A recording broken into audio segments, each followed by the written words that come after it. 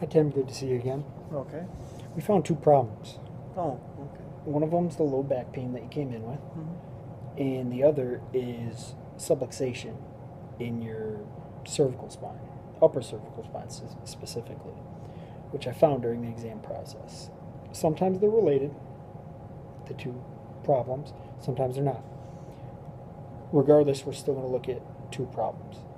This is the beginning of condition based care given to provide relief to your low back pain, and we expand it to incorporate everything that has been bothering you recently, like your lack of sleep because of the pain, your inability to fall asleep when you first get into bed, etc., etc.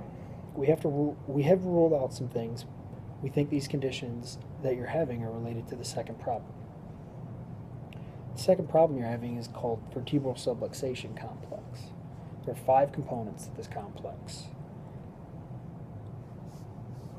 In your case, your cervical spine is rotated, and that causes your neck to be tilted. And it's also so the problems in your cervical spine are what is causing your low back pain, I think.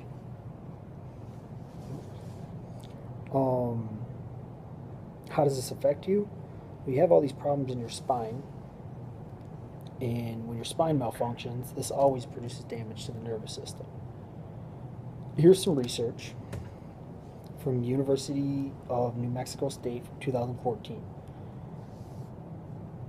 The researchers found that any pressure greater than 45 millimeters of mercury, which means nothing to us, but to tell you what that means, it's about the same pressure as 2 quarters sitting on the back of your hand. So any amount of pressure greater than that on the nerve reduces action potentials by 60%.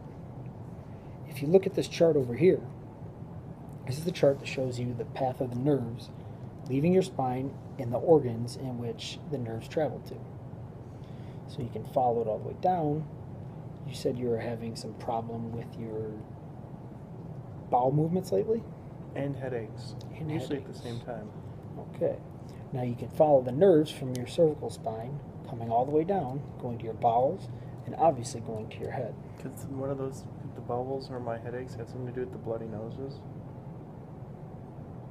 Yes, that could be. Um, so imagine that the nerves that are going to these areas are only receiving 60% of the information that they need. If it's going to your stomach, you're not digesting food properly. If it's going to your heart, what could that cause? Yeah, just think about it. Mm-hmm. So now we can tie these back into condition-based care. So when you have any pressure on the nerves, it produces interference in your nervous system. When you have pressure on the nerves, the body, first thing it tries to do is protect itself. So the muscles will start to tighten to immobilize the spine to prevent it from injuring itself more. Over a period of time, this compensation isn't enough, so the soft tissue starts to break down. Let's make sure we're on the same page here. If your spine malfunctions, it always does what? It always damages the nervous system. Yep. And if you interfere with the nervous system, the body protects itself by, Tightening up the muscles. yeah, like in your neck. Hmm. That Okay. could be causing your headaches. Oh. After a long period of time, we see these.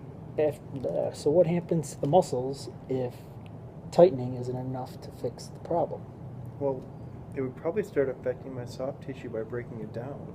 Exactly, and after a long period of time, we see changes in the spine. Here are your x-rays. Take a look at them for a minute and tell me what phase you think you're in. I would say probably phase 2. All right, now here is the phases of x-ray degeneration. Can you circle which phase you think you're in there? I Compared can't. to your Should I x-rays? circle it? Sure. That's right. Good job. We don't know how long it's going to be to get you back into condition because we don't know how much abuse your spine has taken due to your daily activities and your sleeping habits. Yeah. But this is going to be my recommended frequency of visits. We're going to begin here. We will know if we need to increase or decrease it once we start care.